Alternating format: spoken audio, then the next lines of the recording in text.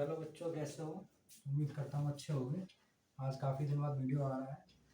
आज मैं आपको ये बताऊंगा कि जो बोर्ड एग्ज़ाम होता है AKTU वालों का और BTE वालों का, तो उसके लिए आप कैसे एग्ज़ाम में क्वेश्चन आंसर को लिखें, कैसे आप एग्ज़ाम में आंसर को लिखेंगे। ये मैं आपको कुछ ऐसे टिप्स बता रहा हूँ जिससे कि आपके जो नंबर हैं वो इंक्रीज़ होंगे, आपकी बैक नहीं आएगी। तो उसके लिए वीडियो को देखते रहना। मैं कुछ ऐसे इंपॉर्टेंट टिप्स बता रहा हूँ आपको, जो आप जिसको फॉलो करोगे तो आपको आपके जो नंबर हैं वो इंक्रीज होंगे, आपके बैक नहीं आएगी।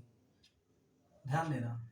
जैसे आप लोगों को पता है कि कुछ ऐसे टिप्स होते हैं जिसको हम फॉलो करने के बाद अपने नंबरों को बूस्ट कर सकते हैं और बैक आने से बच सकते हैं। देखो इसको, जैसे पहले सबसे पहले क्या होता है, पहला पॉइंट हमें ये ध्यान देना होता है कि जब आप कॉपी को लेते हैं, जब आपको टीचर कॉपी देते हैं, तो उस टाइम आपको क्या करना है, उनकी जो एंट्री है कॉपी की, उसको आप ढंग से फिल करेंगे। तो पहला पॉइंट हमारा यही है कि जो कॉपी की एंट्री है उसको आप प्रॉपरली फिल करें।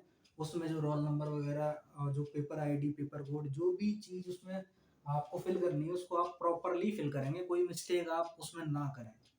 दूसरा पॉइंट आता है कि जब आपको क्वेश्चन पेपर मिल जाए, जिस टाइम आपको क्वेश्चन पेपर मिल जाए, तो आप उसको ढंग से पढ़ें। ढंग से पढ़ने का मतलब इन द सेंस कि जो क्वेश्चन आपको आ रहे हैं अच्छे से आप उनको समझ लें। कभी कभी क्वेश्चन में क्या होता है, क्वेश्चन घुमा के पूछ लिया जाता है, क्वेश्चन का आंसर आप लोगों को पता होता है बट आप लोग कंफ्यूज हो जाते हैं। होता क्या है, आप लोग घबरा जाते हैं, सर बुक में तो ऐसे दिया है, अब अगर एग्जाम में ऐसे आ गया, तो वो चीज़ नहीं करनी। वो वहाँ पे आप उस टर्म को सर्च किया करो माइंड में कि ये कॉन्सेप्ट हमने किस यूनिट में पढ़ा था। ठीक, वहाँ से आप उसको कवर किया करो। तो पेपर क्वेश्चन को अच्छे से पढ़ेंगे आप। पढ़ने के बाद फिर आप उन क्वेश्चन को थोड़ा दिमाग में समझेंगे, मगर ये भी नहीं करना कि आप पूरे टाइम पेपर क्वेश्चन में पेपर ही को पढ़ते रहो, ये भी नहीं करना। तीसरा पॉइंट क्या होता है कि जो उस क्वेश्चन पेपर में से आपको सेक्शन अच्छे से आ रहा हो। 3 सेक्शन होते हैं AKTU वालों के, बी फार्म वालों के, पता है सही बच्चों को, सेक्शन ए, सेक्शन बी और सेक्शन सी। तो जो सेक्शन में से आपको सारे क्वेश्चन अच्छी तरीके से आ रहे हैं, उनको आपको सबसे पहले आपको वही क्वेश्चन को, सेक्शन को सिलेक्ट कर लेना है। कौन सा सेक्शन सिलेक्ट कर रहे हैं आप? जो सेक्शन में से आपको सबसे ज्यादा क्वेश्चन आ रहे होंगे वो वाला। हाँ, तीसरा पॉइंट हो गया हमारा। चौथा हम बात करते हैं, जो आपने सेक्शन देखे उन सेक्शंस को आप टाइम के अकॉर्डिंग डिवाइड कर लेंगे। ऐसा नहीं है कि आपने 3 सेक्शन देखे, घंटे आपके पास 3 है, आपने 3 घंटे में एक ही सेक्शन कर पाया, ये नहीं करना।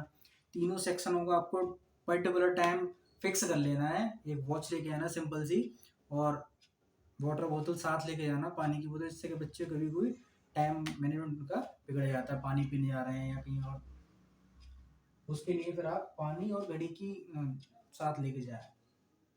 इसमें क्या करना है आपको, जो सेक्शन आपको लग रहा है कि इसमें मेरे को क्वेश्चन नहीं आ रहे, इस वाले में क्वेश्चन आ रहे हैं, फिर आपने क्या किया, उन दोनों को मिक्स कर दिया।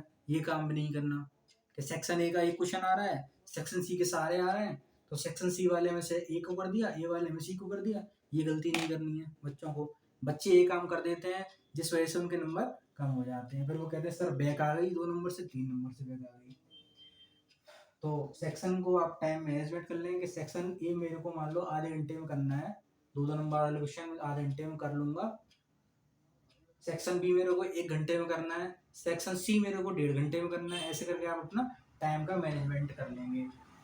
पांचवा पॉइंट कि कभी भी कोई सेक्शन का जो किसी भी सेक्शन का क्वेश्चन किसी दूसरे सेक्शन में नोट ना करें। मान लीजिए आप सेक्शन ए का कोई क्वेश्चन कर रहे थे, उसमें 2 नंबर का क्वेश्चन था, ठीक, और सेक्शन बी वाला कितने का था, 10 का। अब आपको लगा कि इसको मैं यही नोट कर दे रहा हूँ, बच्चे होशियारी दिखाते हैं और टीचर उनकी गलती को पकड़ लेता है, ठीक। तो सेक्शन जब आपने बी वाला क्वेश्चन सेक्शन ए में नोट कर दिया तो क्या होगा, वो 2 नंबर में काउंट हो जाएगा। समझो बात को। तो ये भी नहीं करना कि इस सेक्शन का इसमें कर दिया, उस सेक्शन का आंसर भी दूसरे में लिख दिया। आप टीचर को पागल ना बनाए, टीचर जानते हैं सब। 5वां पॉइंट हो गया। 6वां बात करते हैं कि जो टर्म या जो इम्पोर्टेंट वर्ड्स हैं, कीवर्ड्स, उसको आप अंडरलाइन कर दें। उससे क्या होता है, एक अच्छा इंप्रेशन पड़ता है और वो आपके जो मार्क्स हैं उनको बूस्ट करने में हेल्प करता है। होता क्या है, इससे जब कॉपी चेक की जाती है तो उस टाइम ड्यूरेशन पे क्या होता है, वहां पे उसको जो मेन वर्ड है उन वर्ड पे फोकस किया जाता है और आगे उसको कुछ नंबर दे दिया जाता है हल्की हल्की। मेन वर्ड्स को अंडरलाइन करने से ये फायदा होगा, टर्म को अंडरलाइन करने से ये फायदा होगा। वीडियो को लास्ट तक देखना। जो लोग चैनल पर नए हैं चैनल को सब्सक्राइब कर लें और अपने दोस्तों के संग लाइक शेयर कर दें। सातवां पॉइंट क्या है कि आपको जो क्वेश्चन नहीं आ रहे, बहुत से बच्चे होते हैं सर क्वेश्चन ही नहीं आ रहे थे, क्वेश्चन ही नहीं आ रहे थे। ऐसा नहीं करना। जो क्वेश्चन नहीं आ रहे उन पर टाइम बर्बाद नहीं करना, नहीं करना, नहीं करना। जो क्वेश्चन आ रहे हैं सबसे पहले आप उस सेक्शन को उठा लें, उनको आप नोट कर दें, अच्छे से करें। ये बात दिमाग से निकाल देना कि पेपर में पेज भरने से नंबर मिलते हैं, ऐसा नहीं है कुछ। ध्यान रखना, पेपर में आप जो लिखेंगे नंबर उसी के मिलेंगे। अच्छा लिखेंगे उतने अच्छे नंबर मिलेंगे। ठीक, राइटिंग पे विशेष ध्यान देना। राइटिंग जिसका कहते नहीं है, आपका जो फर्स्ट इंप्रेशन होता है वो क्या होता है, लास्ट इंप्रेशन होता है। अगर आपने स्टार्टिंग के पॉइंट में, स्टार्टिंग के पेजों में अच्छा राइटिंग लिख दिया, फिर बाद में आपने घटते गए, ऐसा नहीं करना। स्टार्टिंग में अच्छा लिखा है तो बाद में थोड़ा और डिक्रीज चल जाएगा, मगर ये भी नहीं कि बाद में आपने बिल्कुल पुअर कर दिया और लास्ट में तो बिल्कुल ही बेकार कर दिया। ये नहीं करना। स्टार्टिंग में आप अच्छा करें, कोई दिक्कत नहीं है, आराम से लिखो, 1-2 पेज नॉर्मली लिखो, कोई प्रॉब्लम नहीं। सातवें पॉइंट में ये बता रहा था कि जो क्वेश्चन आपको नहीं आ रहे उन क्वेश्चनों को आप लास्ट में सॉल्व करेंगे। स्टार्टिंग में ऐसा ना करें कि आप अपने उन क्वेश्चनों के चक्कर में जो आपको क्वेश्चन आ रहे हैं वो भी आप मिस कर दें, तो ये काम नहीं करना। अब मैं पैटर्न बताना चाह रहा हूँ कि एकेटीयू वाले जो बच्चे होते हैं उनकी क्या होता है, खास करके जो बी फार्म फर्स्ट ईयर में एडमिशन लेते हैं उनको बहुत डाउट रहता है, सर एग्जाम कैसा होता है, कितने नंबर का होता है, कैसे हम इसमें टॉप करें या कैसे हम इसको मतलब अच्छे नंबर लाएं, वो चीज़ अपने बताते हैं उसके बारे में। तो 100 नंबर का होता है, 100 नंबर में से 25 नंबर इंटरनल होते हैं, जो टीचर आपके सेशनल मार्क्स होते हैं उनको देखते हैं, आपकी बिहेवियर क्या है, अटेंडेंस क्या है, ये सारा इसके अंदर इंक्लूड होता है 25 के अंदर। अब बात बची 75 की। 75 में क्या होता है, जो आपका मेन एग्जाम होता है, इसका सेंटर बाहर जाता है, वो वाला पेपर होता है 75 मार्क्स वाला, एक्सटर्नल वाला। उसमें क्या होता है, 3 सेक्शन में पेपर आता है। ठीक, सेक्शन को आप पढ़ेंगे। पहले सेक्शन में क्या होगा, सारे क्वेश्चन आपको अटेम्प्ट करने हैं, इसमें कोई आपके पास ऑप्शन नहीं है। पहला क्वेश्चन, दूसरा, ऐसे करके इसमें ABCD करके आते हैं, सारे क्वेश्चन आपको करने हैं। अब बच्चे पूछते हैं सर 2 नंबर का क्वेश्चन है तो कितना इसमें हम नोट करें, कितना लाइन लिखें। तो मेरे अकॉर्डिंग जितना मैं लिखता था उसमें ज़्यादा से ज़्यादा 4 या 5 लाइन में मेरा आंसर कंप्लीट हो जाता था। जैसे आंसर में डेफिनेशन पूछी गई या किसी भी टाइप पूछे गए तो डेफिनेशन बता दो आप, 2-3 लाइन की डेफिनेशन होती है, इजीली आप बता देंगे। और उसके बाद जो टाइप होंगे उसका आप पॉइंट पॉइंट बता देंगे, सिंपल, खत्म। कोई इसमें आपको 2 पेज नहीं भरने, ना 1 पेज भरना 2 नंबर वाले में, ध्यान रखना। पेज भरने से नहीं होगा कुछ। एक मेरा स्टूडेंट है, नाम नहीं लूंगा उसका, उसने क्या किया, सेशनल एग्जाम में जब मैंने क्वेश्चन दिए उसको सारे, मतलब पेपर उसके पास आया तो उसने आंसर के अंदर उन्हीं क्वेश्चनों को नोट कर दिया। इतना महान है वो। ऐसा नहीं करना आपको। तो 2-2 नंबर वाले 10 करने हैं, 20 नंबर यहाँ से आपको मिलेंगे। और ज़्यादातर इसमें क्या होता है, इसमें क्वेश्चन बच्चों को आते ही नहीं है। सेक्शन बी वाले में बात करते हैं, इसमें आते हैं 10-10 नंबर के लॉन्ग क्वेश्चन। ये क्या होते हैं, very short answer type question. ठीक, कितना लिखेंगे आप, 4 से लेके 5 लाइन पर्याप्त है। और एक पेज के अंदर मात्र 2 क्वेश्चन लिखेंगे आप, ज़्यादा नहीं लिखेंगे। बहुत से अच्छे करते हैं, एक पेज लिया, 5-6 क्वेश्चन 2-2 नंबर वाले लिख दिए, ये नहीं गलती करनी। दूसरे में क्या होता है, सेक्शन बी वाले में क्या होते हैं, long answer type question. Long question वाले में क्या होता है कि 10-10 वाले 2 करने होते हैं आपको, एक इसमें ऑप्शन में मिलता है आपको।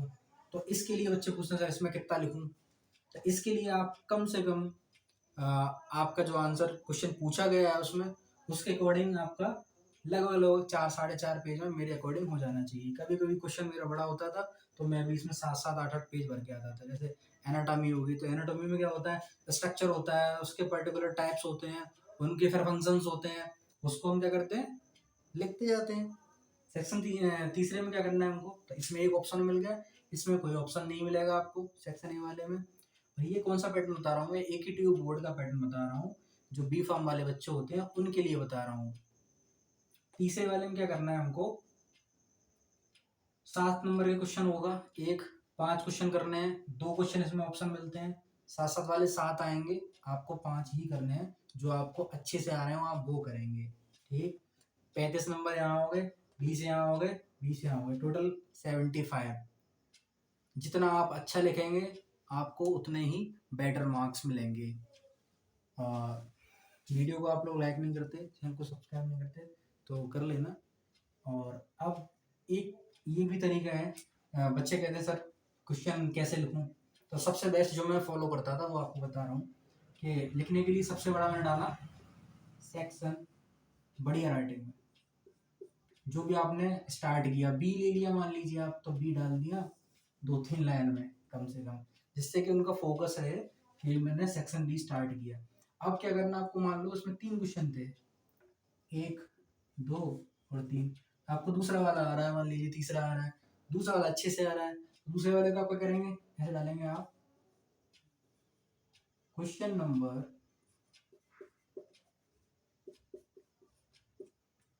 ये कौन से का है, 2 डाल दें, 2 एक लाइन कर दो अपने अकॉर्डिंग जैसे आपको ठीक लगे, नीचे लिख दो आंसर नंबर